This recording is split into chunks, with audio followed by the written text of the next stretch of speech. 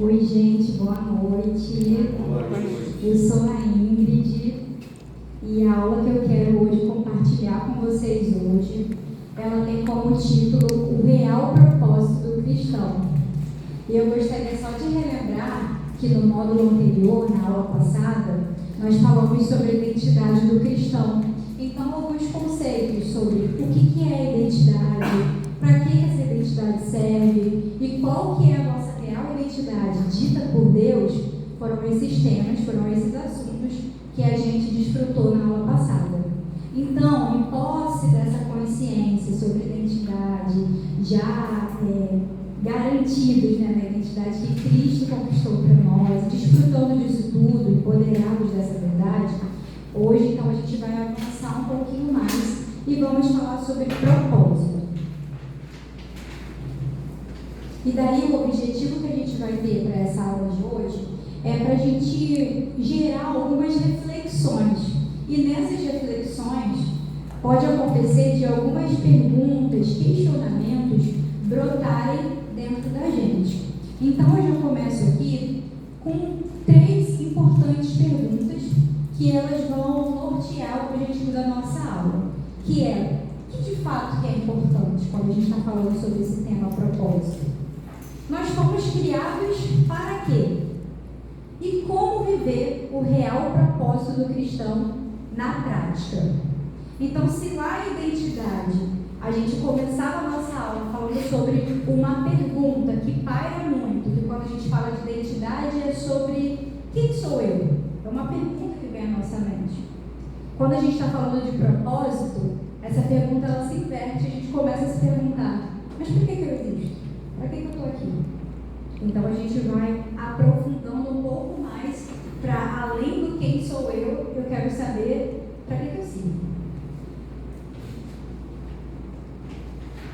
Então, para começar, a gente precisa entender o que eu chamo de etimologia, que nada mais é o conceito, né? Essa palavra na cerne dela. Então, a palavra propósito, ela é derivada do latim, que pode ser chamada de propósito ou propósitos.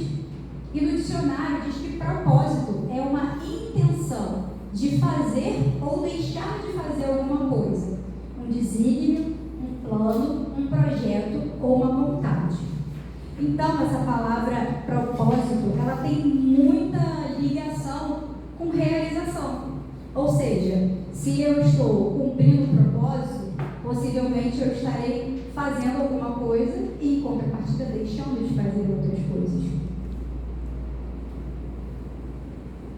E é esse versículo de Romanos 8:28 que diz o seguinte: sabemos que Deus age em todas as coisas para o bem daqueles que o amam, dos que foram chamados de acordo com o seu propósito. Lendo essa passagem, eu fiquei, como eu falei, né, a gente gera algumas reflexões, algumas perguntas. Eu comecei a me questionar, de acordo com o seu propósito, de acordo com o seu propósito. Então isso ficou martelando na minha mente, de acordo com o seu propósito, segundo o seu propósito. E que propósito seria esse, sabe? E eu paro para pensar que a Bíblia, em muitos momentos, ela vai discorrer para a gente em vários versículos, sejam eles no Antigo ou no Novo Testamento, que trazem um pouco dessa realidade. Qual seria o seu propósito? E aqui a gente está falando do propósito de Deus. E dentro dessas reflexões e desses pensamentos relacionados ao cumprimento de um propósito, eu acredito que em algum momento da nossa vida, e aí eu pergunto a vocês e quero ter essa resposta, quantos de vocês não já se perguntaram qual de fato é o meu propósito? Quem aqui já se perguntou isso, gente? E quem aqui que está sentado nessa sala hoje pode dizer, eu sei qual é o meu propósito? Eu sei. E quem ainda tem dúvida em relação a de fato qual é o seu propósito? Tem alguém aqui que ainda tem dúvida? Eu quero dizer que se vocês tiverem qualquer dúvida em relação a isso, eu creio que hoje a gente vai sair pelaquela porta ciente de qual é o propósito que a gente nasceu para cumprir. E para a gente parar também, né, para entender a importância de termos isso bem claro na nossa mente, é que uma vida sem propósito, né, uma pessoa que vive uma vida sem propósito, ela basicamente não tem razão para existir. Porque o propósito é aquilo que nos incentiva vida, nos motiva, é aquilo que mostra o modo certo de levar uma vida. E quando a gente vive dentro do propósito do Senhor, todas as coisas à nossa volta vão cooperar para um propósito chamado crescimento. Então, independente se a situação está favorável ou se ela está desfavorável, a gente entende que isso faz parte do propósito. Então, vamos lá, gente. O que a Bíblia diz sobre propósito? Eu vou pedir aí para o voluntário, quem puder, abrir a Bíblia em João 15 e ler para mim os versículos 7 e 8. Na sequência, também, quem puder já abrir Jeremias 29 e 11. Vamos fazer uma leitura de nome. Posso? Pode? Se vós estiverdes em mim e as minhas palavras estiverem em vós, pedireis tudo o que quiserdes e vos será feito. Nisto é glorificado meu Pai, que deis muito fruto, e assim sereis meus discípulos. Então, João 15, 7 e 8 já dá uma referência de um propósito que é que nós sejamos frutíferos.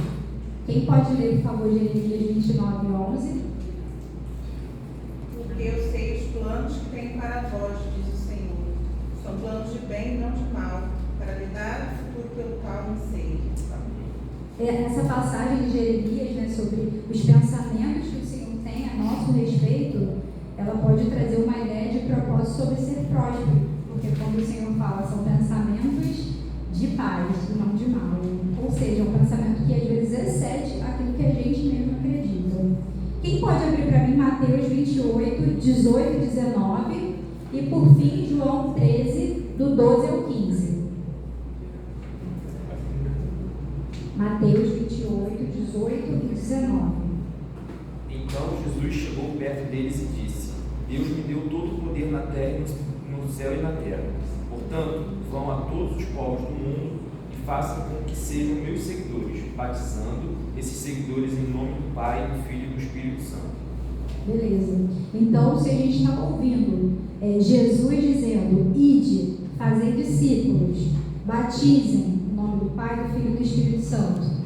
Esse propósito expresso nessa passagem é influenciar. Então, um dos propósitos que Jesus espera de nós é que sejamos influenciadores. E quem pode ler João 13, do 12 até o 15? Então, depois que lhes lavou os pés e tomou as suas vestes e se assentou outra vez à mesa, disse-lhes: Entendeis o que vos tenho feito? Vós me chamais Mestre e Senhor, e dizeis bem, porque eu o sou. Ora, se eu, Senhor e Mestre, vos lavei os pés, vós deveis também lavar os pés uns aos outros. Porque eu vos dei o exemplo, para que, como eu vos fiz, façais vós também. Excelente. Então, essa passagem de João, quando Jesus fala sobre o que ele fez e nos incentiva, ou seja, nos influencia de alguma forma fazer também o que ele já fez, ele deixa muito expresso um propósito de serviço, para que nós também sirvamos. Então, se a gente está buscando entender qual que é o real propósito do cristão, aqui eu apresentei somente fragmentos, 4 passagens, que já deixam claro um dos propósitos, alguns dos propósitos que nós, enquanto cristãos, temos. Que sejamos frutíferos, vocês podem repetir? Que sejamos frutíferos, Que sejamos prósperos, que sejamos prósperos, que influencie que influencie, e que sirva. que sirva. Então, fiquemos com essas 4 verdades para a gente hoje sair daqui consciente desse propósito que nós temos. Diante de tudo isso, eu só posso dizer que a gente precisa entender que nós fomos criados para ser reflexo da glória de Deus.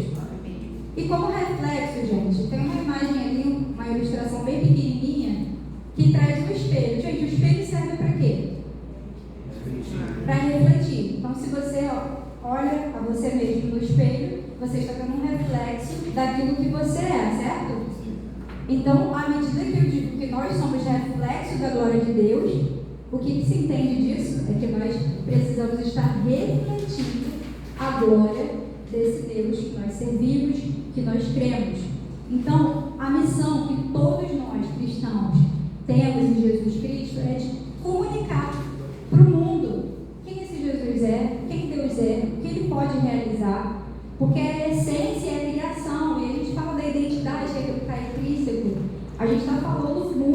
começa em Deus. A nossa identidade foi firmada nele. E o nosso propósito também começa nele.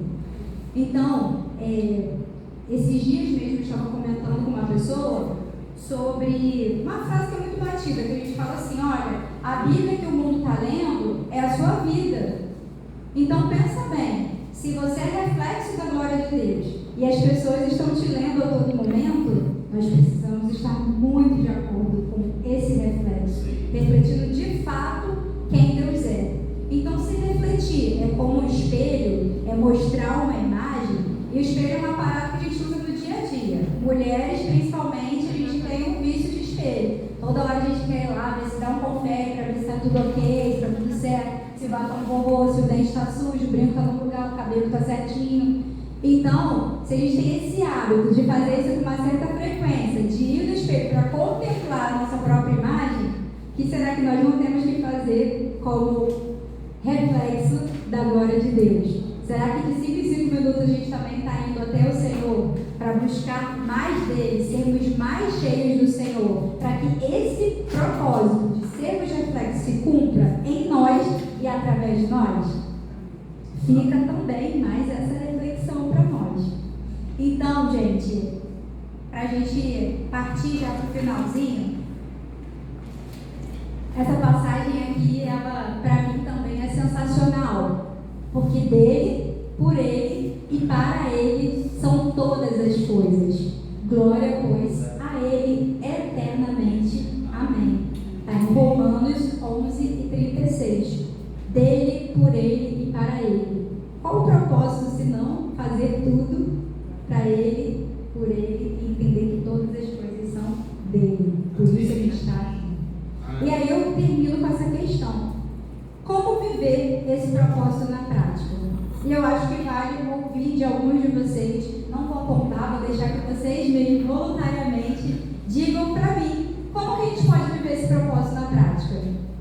Não vou apontar, gente, vou deixar vocês livremente. Hein, Elisa? Como que a gente pode viver esse propósito na prática? Como que você hoje se enxerga vivendo o seu propósito? De forma muito natural, no seu dia a dia, talvez? Acho que é buscando, né? Buscando a palavra, buscando se alinhar com aquilo que a gente aprende mesmo, né? Nas nossas atitudes, nos nossos pensamentos, a forma de tratar os outros, a forma de amar. Acho que é isso. Obrigada. Mais alguém quer expressar um pouco de como que vive esse propósito na prática?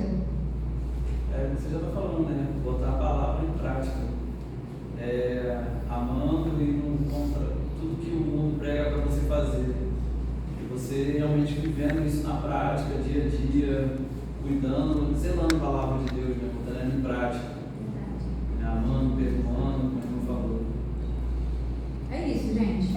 É isso tudo. E eu acho que o mais importante para a gente finalizar essa aula de hoje, termos essa consciência, tendo essa reflexão, é de que todos nós temos um propósito para aquilo que nós fazemos. Por mais que hoje você não saiba de fato qual é o seu real propósito, saiba que existe um propósito para você estar aqui hoje. Se você acordou, se você está de pé, se você saiu da sua casa, pegou o trânsito, trabalhou, está aqui no dia assistindo essa aula, é porque você tem um propósito. Quando os nossos propósitos são bons, de acordo com a vontade de Deus, Ele nos abençoa. Mas Ele frustra também aqueles propósitos que são maus. O nosso propósito deve ser fazer a vontade de Deus. E aí, para deixar como uma recomendação, tem um livro que eu gosto bastante, que se chama Uma Vida com Propósitos, é do Rick Warren. Então, se vocês quiserem esse livro, eu até tenho ele em PDF, posso compartilhar com vocês. É uma leitura devocional de 40 dias, para que vocês mergulhem e se aprofundem mais em tudo isso que a gente viu aqui na aula de hoje. Eu espero que vocês realmente saiam dessa sala empoderados, sabendo que se você está aqui, existe um propósito. E o propósito de Deus é lindo.